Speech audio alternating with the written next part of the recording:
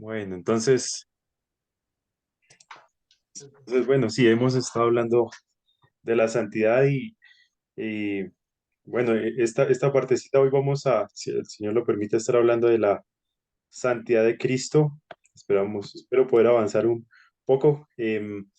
Vamos a arañar un poquito, solo por encimita algo de la santidad de Cristo.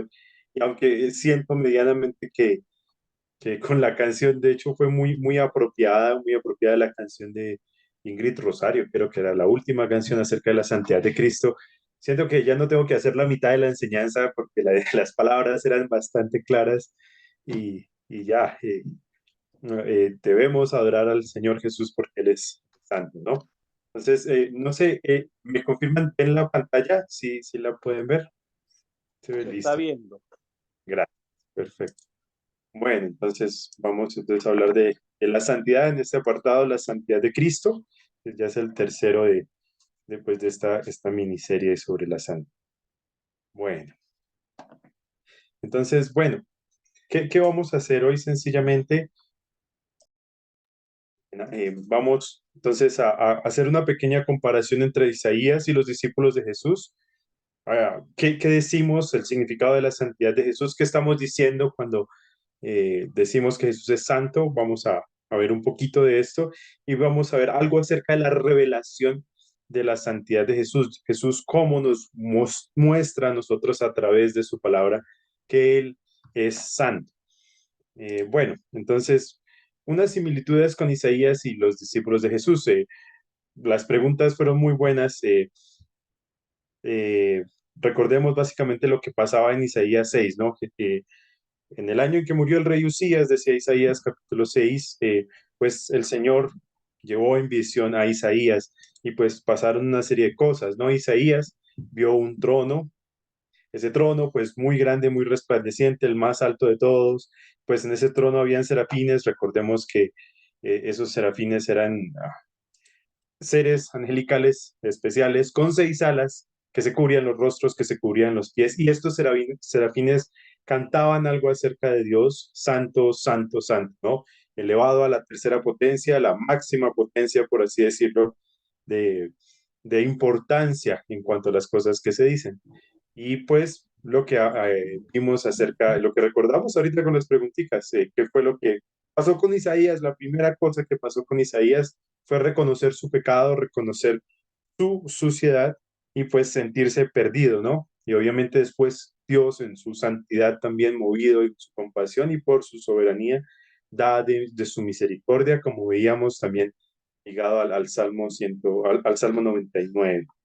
Entonces, eso es bueno tenerlo en mente.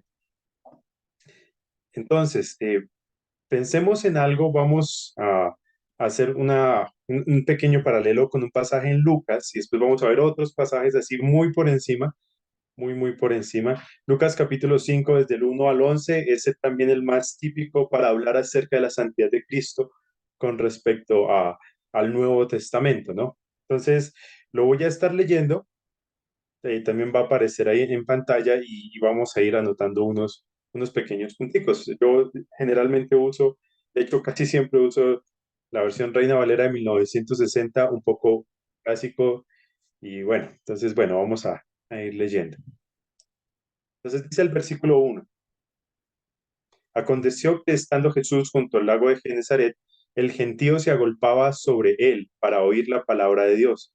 Entonces la razón era que querían oír la palabra de Dios, que la traía Jesús. Y vio 2 barcas que estaban cerca de la orilla del lago, y los pescadores, habiendo descendido de ellas, lavaban sus redes. Entonces descendieron, lavaban sus redes, ya habían acabado de pescar. Ahí está Jesús con las personas que quieren escuchar la palabra de Dios. Sigue diciendo, versículo 3, y entrando en una de aquellas barcas, la cual era de Simón, es el mismo Pedro, le rogó que la apartase de la tierra un poco y sentándose enseñaba desde la barca a la multitud. Entonces, bueno, nos podemos imaginar la escena, ¿no? Muchas personas, Jesús decide subir a la barca de Simón y alejarse un poquito para poder quizás enseñar de una manera más cómoda, ¿no? En la barca de Simón, uno de los pescadores. Cuando terminó de hablar, Dice el versículo 4, dijo a Simón, boga o navega mar adentro y echad vuestras redes para pescar. Terminó de hablar la palabra de Dios y le dijo a Simón, vámonos a pescar. Ellos acababan de terminar, ¿no? Ya estaban lavando las redes y vino y de alguna manera podríamos decir, les interrumpió el trabajo y ahora les dice, pues vamos a seguir trabajando, vamos a pescar. Bueno, sigamos mirando, versículo 5. Respondiendo Simón le dijo, maestro, toda la noche hemos estado trabajando y nada hemos pescado, mas en tu palabra echaré la red. Bueno, Simón, como quizás muchos sabemos, era pescador de profesión y si pasaron toda la noche pescando y ya habían terminado, creo que lo último que querían hacer era otro intento y pues por lo que dice Pedro ahí, no está de alguna manera creyendo que va a resultar algo bueno de ahí. Es como, bueno, quizás él diría algo así como, usted es un muy buen maestro, yo soy un muy buen pescador, pero bueno, hagámoslo, hagámoslo. Vamos, usted es el maestro, yo soy el pescador, yo no creo que vaya a salir de ahí nada porque yo ya pasé toda la noche pescando y no pasó nada. Bueno, sigamos leyendo.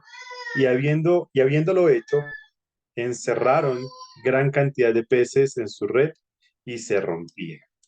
Bueno, regálenme un segundito.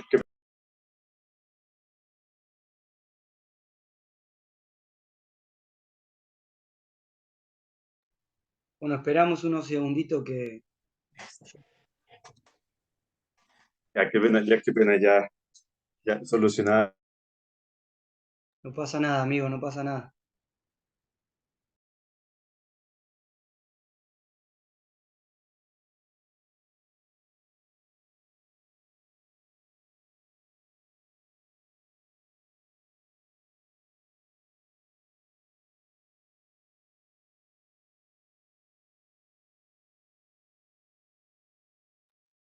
Bueno, aparentemente se le salió a Camilo. Yo le voy a escribir un WhatsApp ahora. Gracias, qué pena. Gracias por la paciencia, gracias. Me disculpo por la conexión. Ah, Entonces, ok, y si me pueden regalar por favor otra vez permiso para abrir la pantalla y- ah, ok,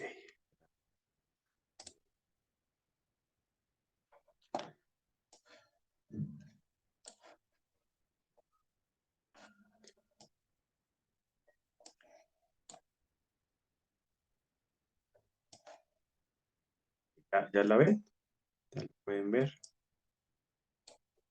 Ok, gracias. Bueno, entonces creo que quedamos acá, ¿no? Cuando en la historia, cuando empezaron a pescar demasiados peces y que llenaron la red y la red se rompía, ¿no? Entonces, bueno, ahí está Simón y todas estas personas con Jesús. Bueno, sigamos leyendo. Entonces hicieron señas a los compañeros que estaban en la otra barca para que viniesen a ayudarles y vinieron y llenaron ambas barcas, de tal manera que se hundían. Muchos peces, muchísimos, muchísimos. Viendo, y ahora pensemos ahora en la reacción de Isaías y miremos ahora la reacción de Pedro en el versículo 8. Viendo Simón Pedro, cayó de rodillas ante Jesús diciendo, apártate de mí, Señor, soy hombre pecador. Es muy interesante pensar cómo eh, Isaías y Pedro están teniendo la misma reacción, la misma reacción.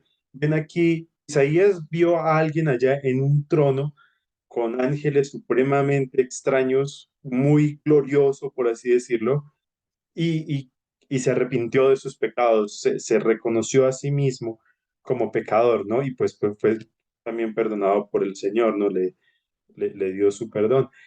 Pero aquí está Jesús y lo único que hace Jesús es hacer que pesquen mucho después de que no pescaron nada y él reacciona igual, cae de rodillas ante Jesús y dice, apártate de mí, Señor, porque soy hombre pecador.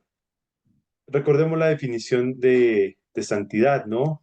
Parte de eso es ser apartado o ser único. ¿Qué hombre en la tierra puede decir, lance la red que se le va a llenar de pescados, de peces? Nadie.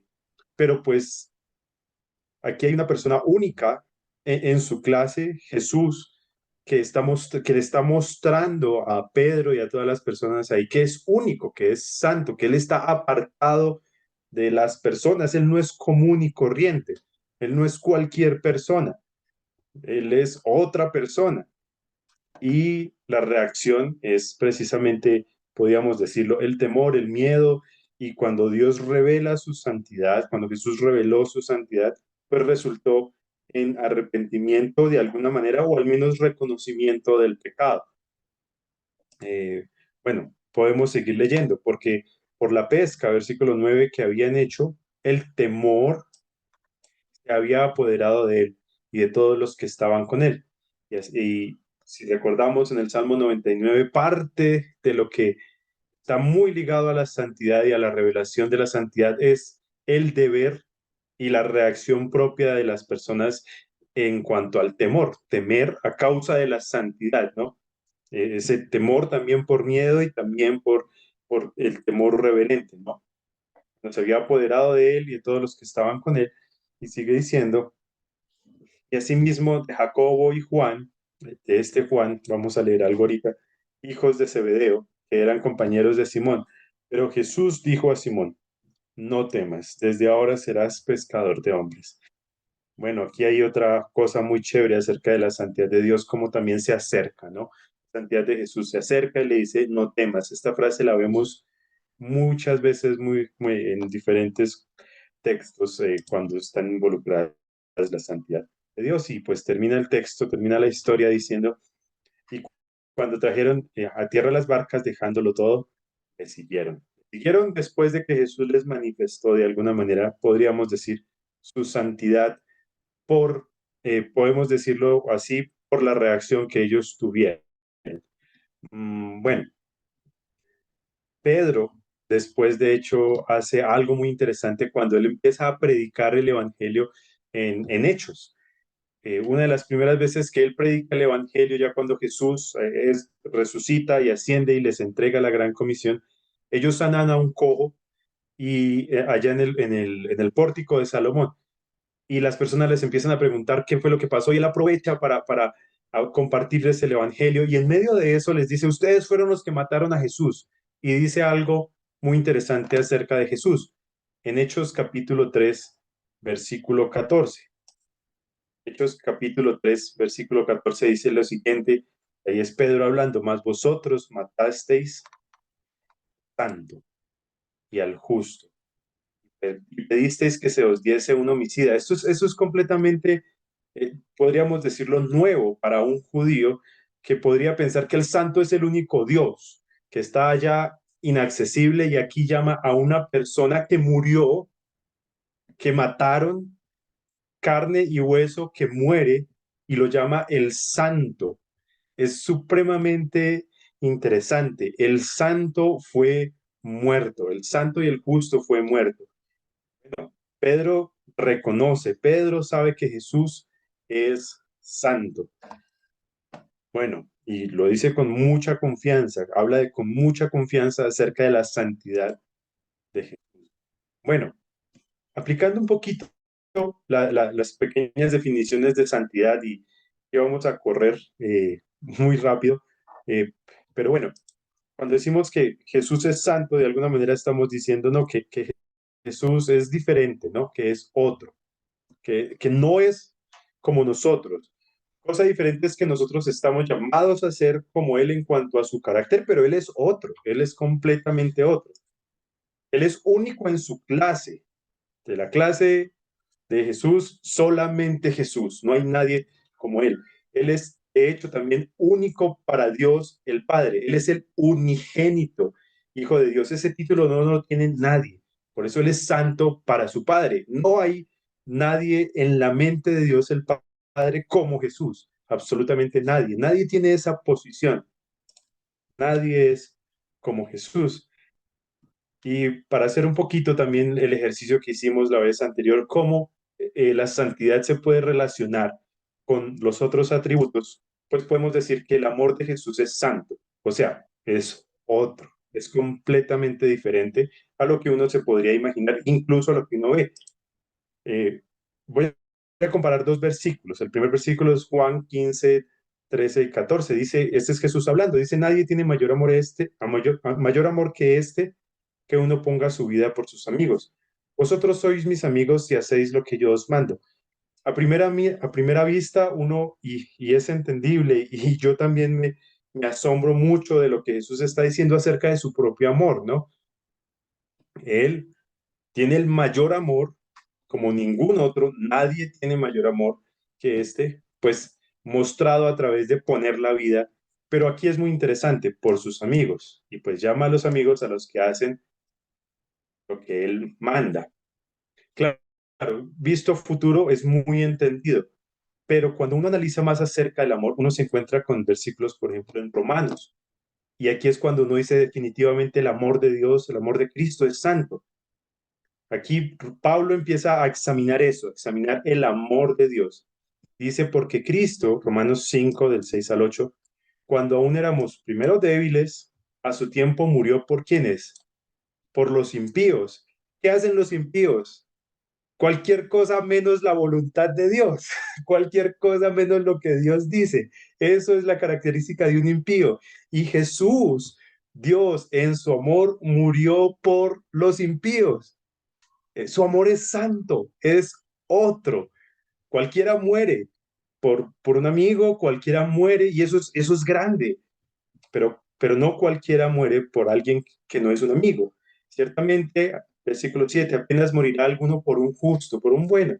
Con todo pudiera ser que alguno osara morir por el bueno. Quizás a alguien se le ocurre y es tan valiente morir por alguien que merece vivir, pero Dios, más Dios muestra su amor para con nosotros, en que siendo aún pecadores, o a pesar de ser pecadores, Cristo murió por nosotros. Su amor se sale de cualquier imaginación, se sale de nuestra cabeza. Nosotros no nos podemos imaginar un amor así, nosotros no lo podemos fabricar porque es santo, porque es otro. Su amor es santo porque Dios es santo.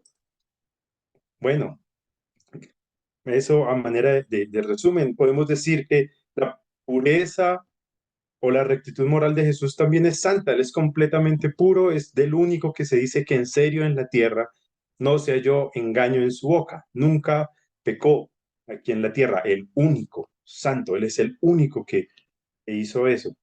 Y bueno, obviamente el poder de Jesús también es santo porque nadie tiene ese poder o esa capacidad que Jesús tiene, por ejemplo, mostrada con la pequeña historia que leímos ahorita. Nadie puede hacer eso. Nadie. Tiene poder, pero un poder santo, inigualable, único, único de Él, como ningún otro y nadie lo puede tener. El resto son imitaciones, pero como Él, ninguno. Como su poder, ninguno.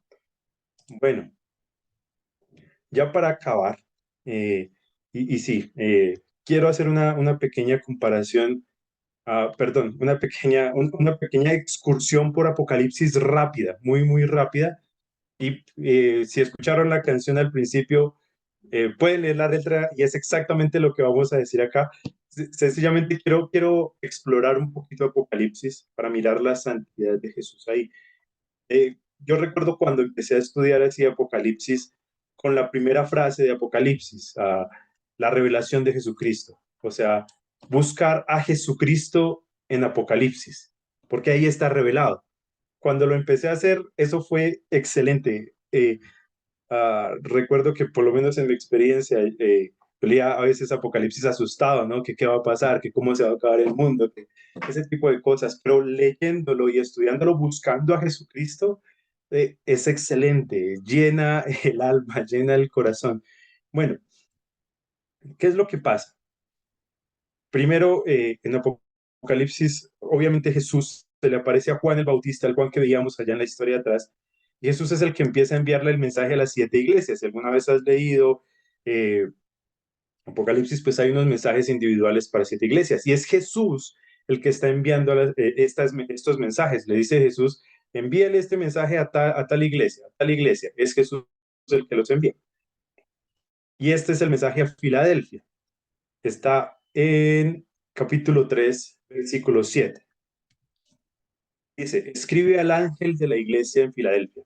Esto dice el santo, el único. Jesús se llama a sí mismo de muchas maneras, pero le dice a la iglesia de Filadelfia, y es parte de su naturaleza, yo soy el santo, el único, el inigualable. Y pues tiene su mensaje, ¿no? Cada iglesia tiene su mensaje, pero es interesante ver cómo se llama él a sí mismo, ¿no? Yo soy el santo, dice Jesús. Bueno, él es el que habla con Juan, ¿no? Dijimos al principio, y él dice más cosas acerca de él mismo y esto lo quiero mostrar para que hagamos una conexión con otra cosa que aparece más adelante.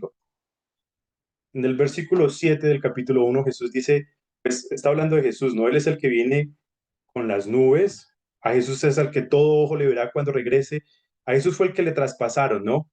Los que la traspasaron y todos los linajes de la tierra harán lamentación por él. Sí, amén. Entonces está hablando de Jesús. A Jesús fue el que lo traspasaron, Jesús es el que vuelve de las nubes.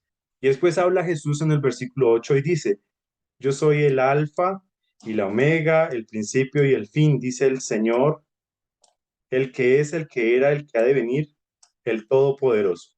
Se da muchos títulos y él tiene todo el derecho de darse todos los títulos, ¿no? Pero pensemos algo que aparece después en el capítulo 4. ¿Qué es lo que pasa? Cuando uno ve Apocalipsis, hay varias revelaciones y primero hay un trono y después hay un super trono, una segunda revelación de un trono todavía más grande que ese sí tiene más cosas. Y quiero que lo leamos. Desde el capítulo 2, desde el versículo 1, bueno, versículo 1 y 2. Entonces, está hablando Juan y dice, después de esto miré y he aquí una puerta abierta en el cielo, y la primera voz que oí como de trompeta hablando conmigo dijo, sube acá y te mostraré las cosas que sucederán después de estas. Al instante, yo estaba en el espíritu y he aquí un trono establecido en el cielo, y en el trono uno sentado. Ese trono, ahí si uno lo lee despuesito, si quieren leerlo despuesito, está lleno de muchas cosas muy emocionantes, muy gloriosas, que lo hacen a uno impresionarse.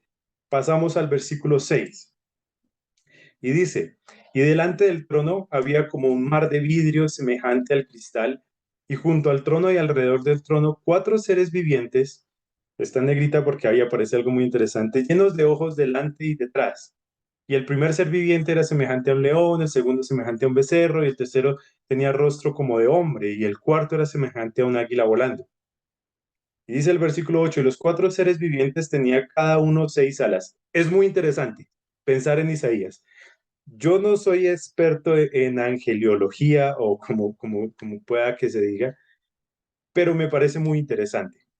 Aquí hay 4 seres vivientes de 6 alas, con diferentes rostros. Bueno, y sigue diciendo, y alrededor y por dentro estaban llenos de ojos y no cesaban día y noche de decir, Santo, Santo, Santo es el Señor. Leamos hasta ahí, Santo, Santo, Santo es el Señor. Cantan como los de Isaías, ¿no? Santo, Santo, Santo. El único que es santo, a él le dicen santo y no solamente le dicen santo, sino que lo elevan 3 veces. Es el santo de los santos, el único de los únicos, incomparable.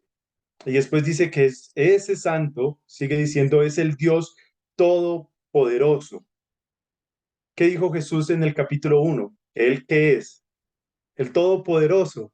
Y aquí sigue diciendo, el que era, el que es y el que ha de venir. ¿Qué dijo Jesús de él mismo? Yo soy el que soy, el que era y el que ha de venir. El todopoderoso. ¿Quién es este que aparece en medio de los 4 seres vivientes? Jesús. Jesús. No es otro sino Jesús. Bueno, ¿qué le cantan a Jesús? Tú eres santo, santo, santo. no dicen solamente como Pedro una vez santo, sino dicen de Jesús santo, santo, santo. Bueno, a mí me impresiona muchísimo pensar ¿qué pasa entonces con Isaías? Si alguien quiere quizás profundizar un poquito más, puede leer algo más en Juan, en el capítulo 12, y a partir del versículo 36, Juan de hecho aplica la profecía de Isaías a Jesús y dice que Jesús es el que está sentado en ese trono en Isaías.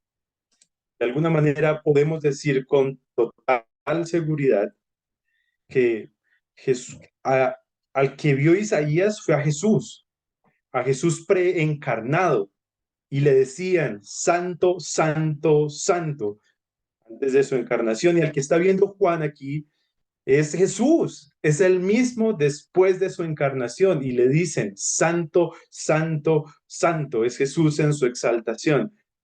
Tiene mucho sentido así entonces que Pablo diga cosas como Jesús se humilló hasta lo sumo, porque era el que estaba en forma de Dios, el que vio Isaías, Jesús, Jesucristo, y él se despojó de todo y se vino a hacer forma de siervo, semejante a los hombres, y estando en la condición de hombre, se humilló hasta lo sumo, siendo obediente hasta la muerte, muerte de cruz. ¿A quién mataron? Al santo, al santo, al santo, al tres veces santo.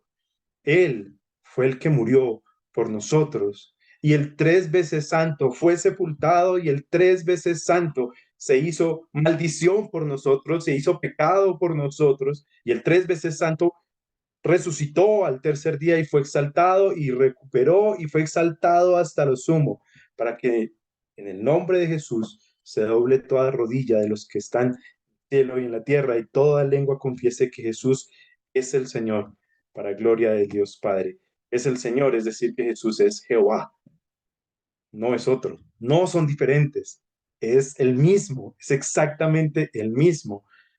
Y cuando quizás leamos los salmos, y quiero terminar aquí con un salmo ya, eh, es muy interesante pensarlo en que no estamos pensando en un Dios del Antiguo Testamento y un Dios del Nuevo Testamento, estamos hablando de Jesús, exactamente el mismo. Obviamente hay toda una forma de entender revelada por el mismo acerca de la Trinidad, pero pensemos en esto, en el Salmo 96, y lo podemos leer con toda confianza acerca de nuestro Señor Jesús, el Santo, Santo, Santo. Adorad a Jehová en la hermosura de la santidad.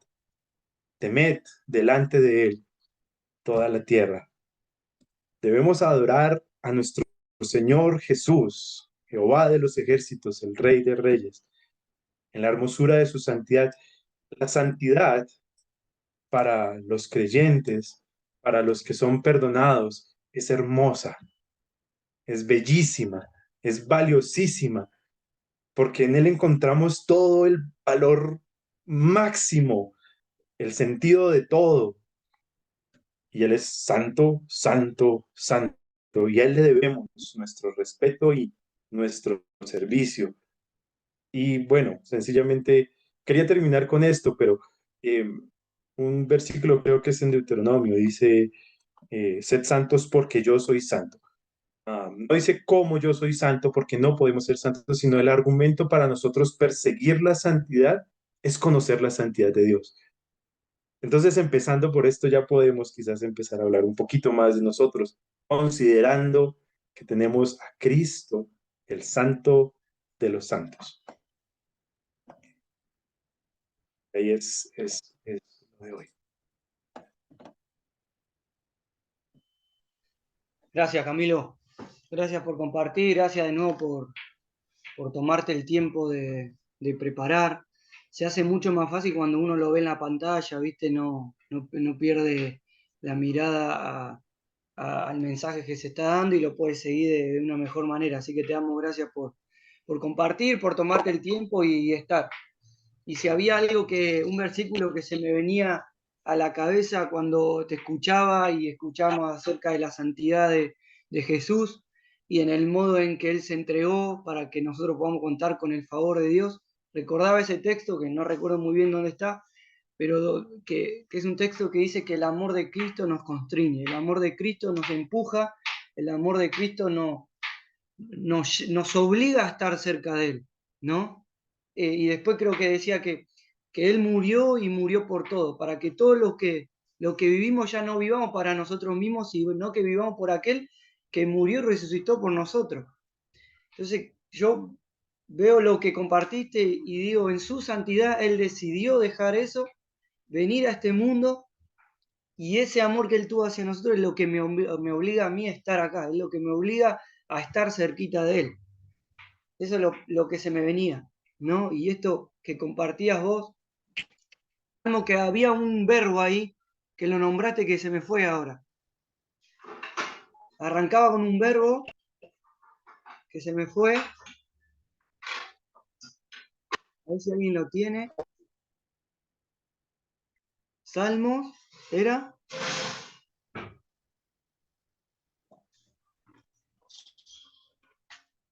El Salmo, el último, Sí, el último.